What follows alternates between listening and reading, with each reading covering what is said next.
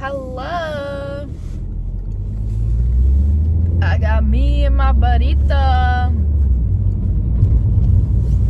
Today's topic is affection. I had this beautiful thought just now. Do not withhold affection as a woman. It will in fact backfire. Do not withhold affection as a woman. It will indeed backfire. Now, the constant conflict among women is at the root of accountability.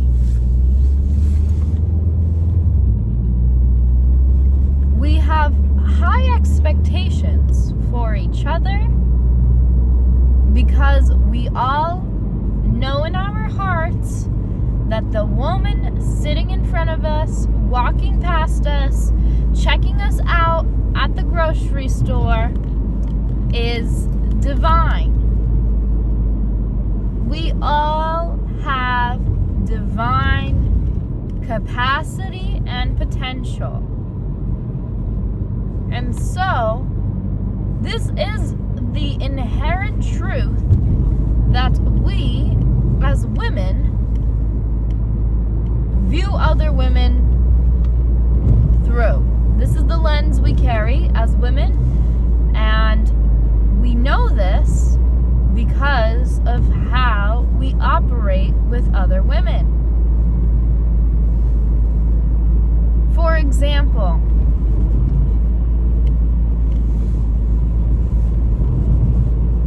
a woman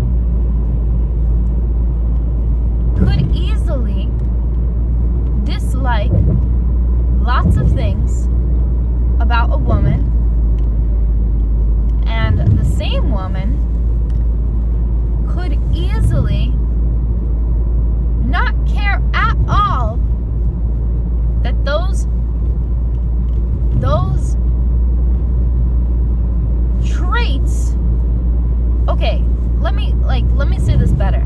For example, all right, it's like a woman, like okay, a mother cooks like an entire feast for a family, right? She is displaying capability in cooking. She's displaying capability in nurturing and hospitality and warmth and value and resourceful, and the list goes on with how many traits she's displaying. All right. So, and then like another woman sitting at the table of this mother's house that just cooked in a beautiful feast and is criticizing certain aspects of the meal, certain aspects of the woman's behavior. Oh, guys, go grab spoons. Certain aspects of how she interacts with the guests. All of this is absent in a man.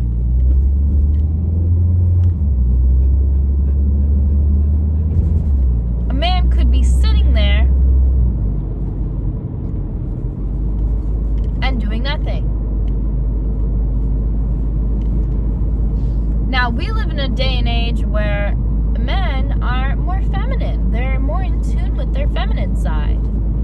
And because they're more in tune with their feminine side, we expect more from them because they're showing that capacity. If you show the capacity of divine femininity, we will, as women, hold you to it.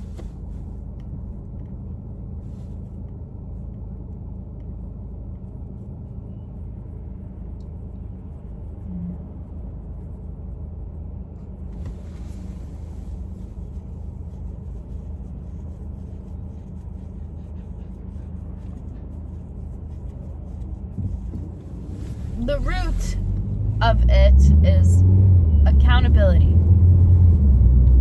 The root of it is accountability. Do not withhold affection as a woman. It will backfire. Affection is our superpower. Affection is our sword. When we choose to be affectionate, we are choosing to pick up the sword and use it. Affection is our superpower.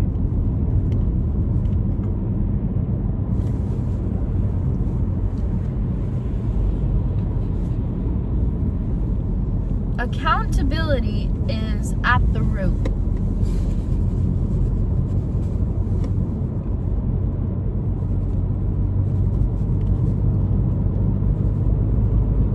Love has a clear definition. And this definition is often pinned against women. If you are not operating within this definition, then you will be judged. Then you will be criticized. Then you will be tossed to the curb. God forbid. But this definition is our superpower. Using the proper definition and having the proper definition of love, most truthfully, most honestly, what is love? You need to ask yourself, and you need to look into it. All right?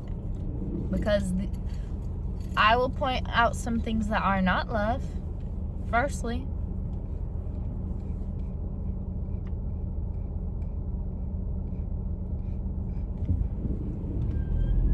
love is not cheating. That's pretty obvious and within the vernacular.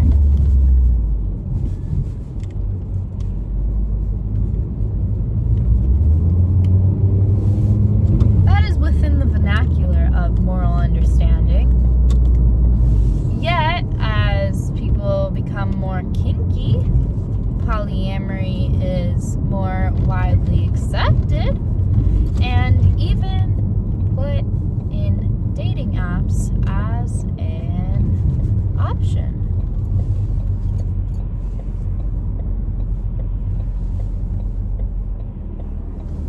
I will let you know right now that is not love.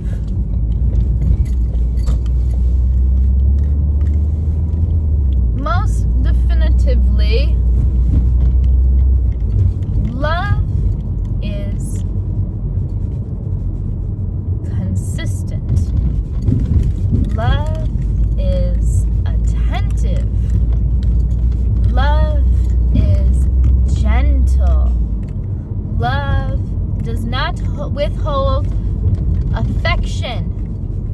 Love does not withhold truth.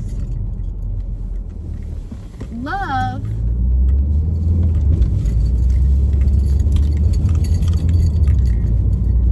is not built on flattery and what makes us feel good in the moment. Love is consistent, and so with that, it is long term. It is long term, and it is indefinite or eternal.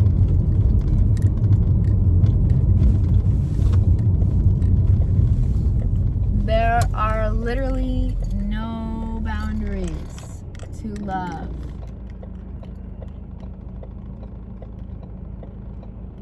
Do not withhold affection as a woman. It will backfire.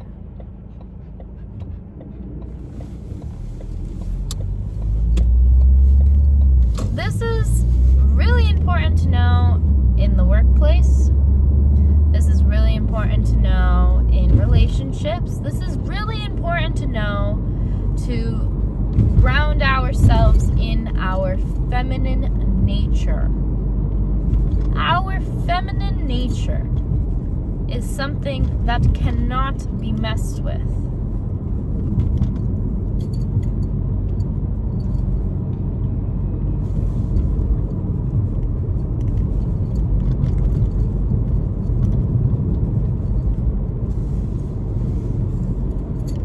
Men will adopt the feminine, women will adopt the masculine. But when it comes to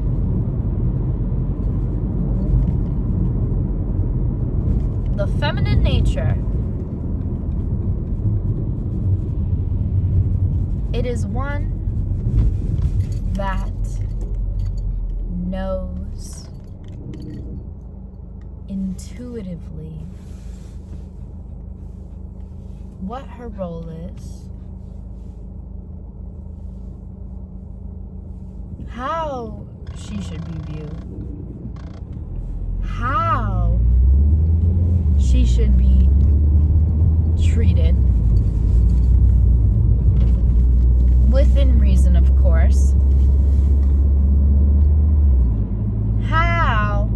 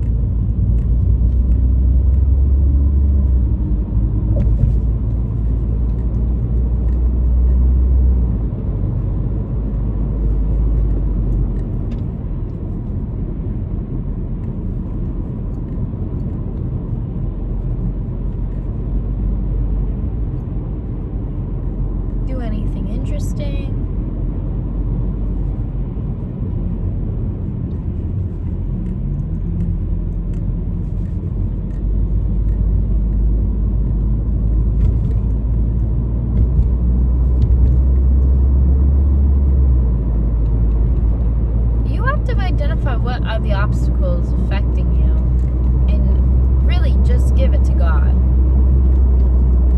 Is it marijuana? Give it to God. You might not stop when you want, but if you give it to God, you are trusting that He will stop it for you in a certain amount of time, given the consequences of your actions. Is it alcohol? Were you partying all Saturday night and then too anxious to go to church on Sunday? Give it to God.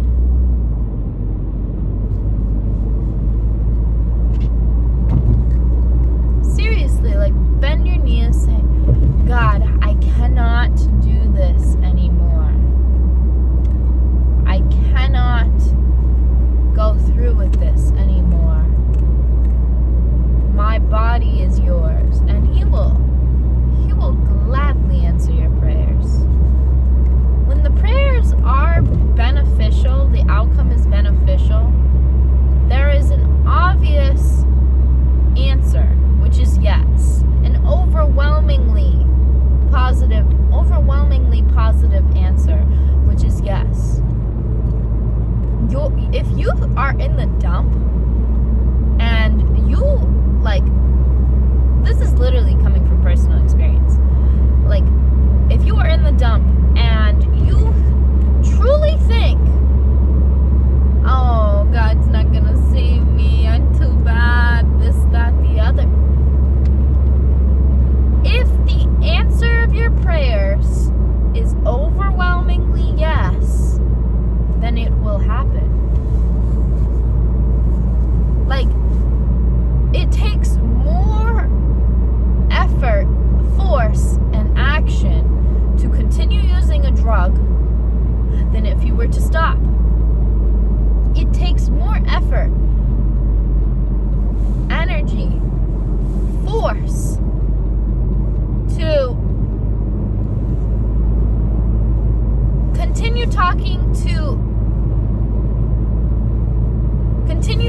continuing to swipe on dating apps than if you stopped. Literally, the answer to your prayers is stopping what you are currently doing. God can make that happen. He is not blessing you with a mansion. He is not blessing you with 5 children all of a sudden. He is not blessing, like, the behavior can obviously stop. Now, there is a gradualness to progress. If you're expecting results overnight, that's not how it works, because you've been putting this drug in your brain for however many months, and it's going to take however many months for you to stop thinking about that drug. Because why? It was literally in your brain. It was literally in your brain.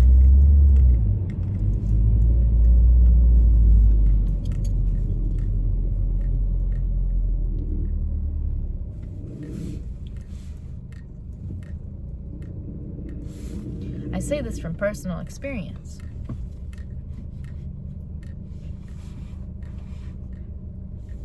God is not going to give me a platform to spew crap at you.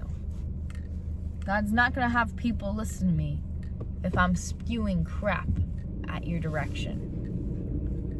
That's not what my Lord and Savior wants from me.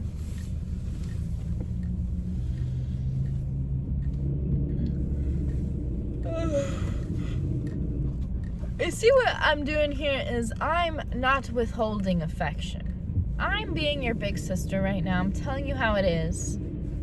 I'm telling you, if you don't give it to God, then you are withholding affection. Do you see that?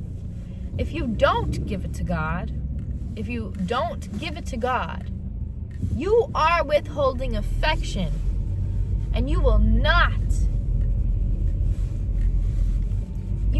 not be able to achieve your divine calling with the Lord and with your Lord and Savior Jesus Christ. You must give it to God. You must. Giving is so important. What do we have to give to God? Giving is so important. I don't know if this person. Oh, okay.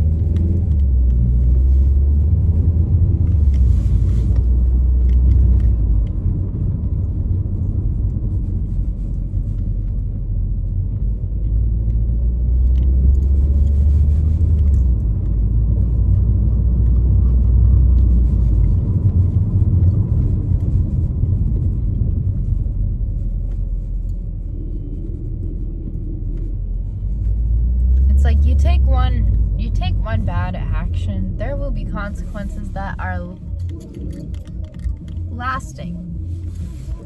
There is a time frame to consequence. There's a time frame to consequences. You know, if you've been smoking for 50 years, all of a sudden you decide to stop,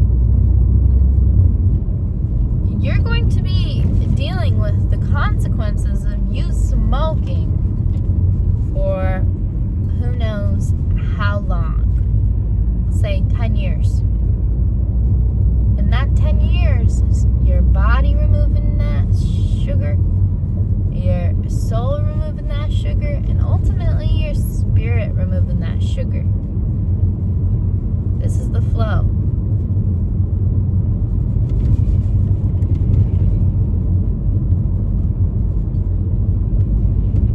This is the flow.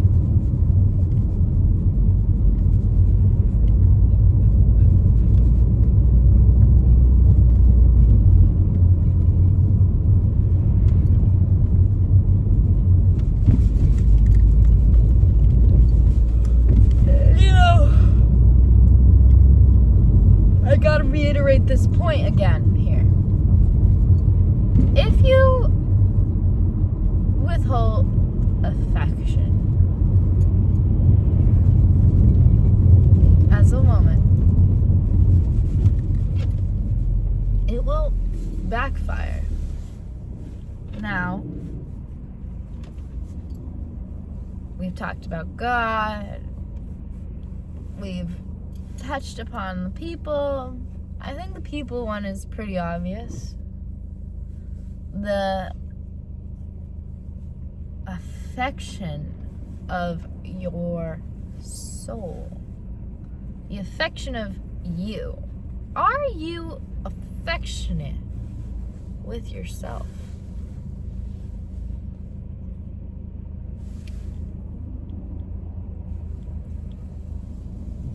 Now, there is a really, really, really fine line between loving yourself and loving from the ego, or loving from pride, or loving from something that is not a viable source of love. Firstly, what's your source of love? It's God. God gives you love. You do good things with this love. So, God gives you love. What you do is you give some back to you. We live in an inward focused society where everyone is concerned with their inward experience, and spirituality has taken off. That's why New Age spirituality is popular.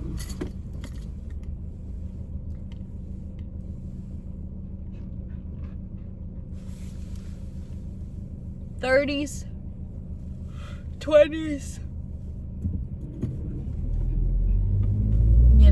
they didn't have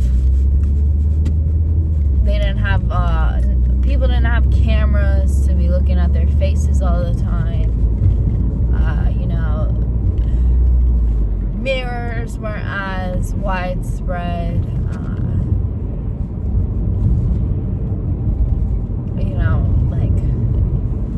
Literature, it's focused on, psychology wasn't like a thing. I have to fact check this. Psychology wasn't a thing.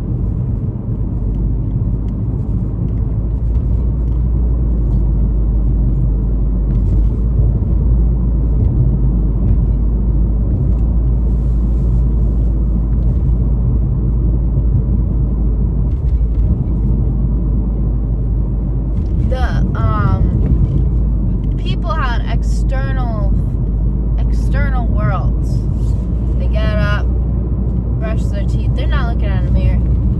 They put their little toothbrush down. They get their little floss out of the tin can thingy out if they're lucky. Flick, flick, flick.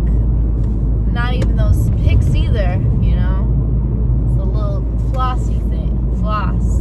Like actual string floss. Put it back. They put their little hat on, their little pea coat on, if they're lucky.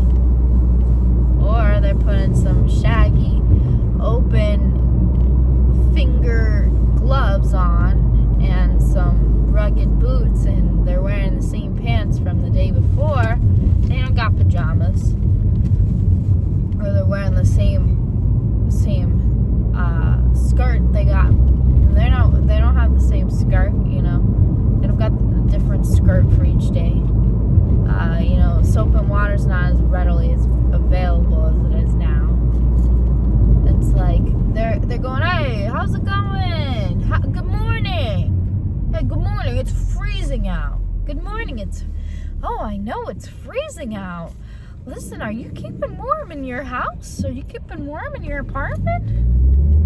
Well, I got that cat. The cat's keeping me warm, but to be honest, my toes are freezing. But listen, what time is it, by the way? Oh, you know what? I just got this pocket watch. It's blah, blah, blah. All right. Thank you so much. I gotta get to work. Different time. Different time. In Acts, in the Bible, it says the Spirit will pour out. The Spirit will pour out. This is what's going on. The Spirit is pouring out. We're spiritually concerned as a society without even knowing we are. The holistic therapeutic dogma is, quite frankly, disgusting to me.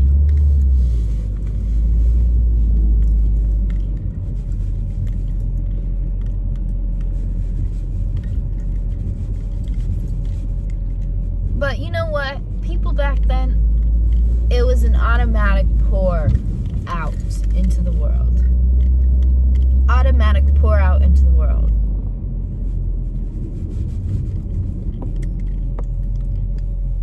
Unless you were an actor or actress, you were not concerned with yourself like that. The actress brain is heavily concerned with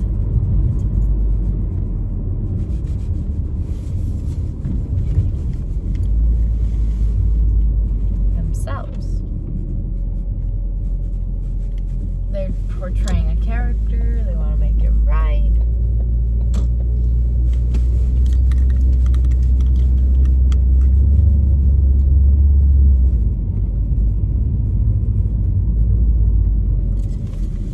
Alright, see you later.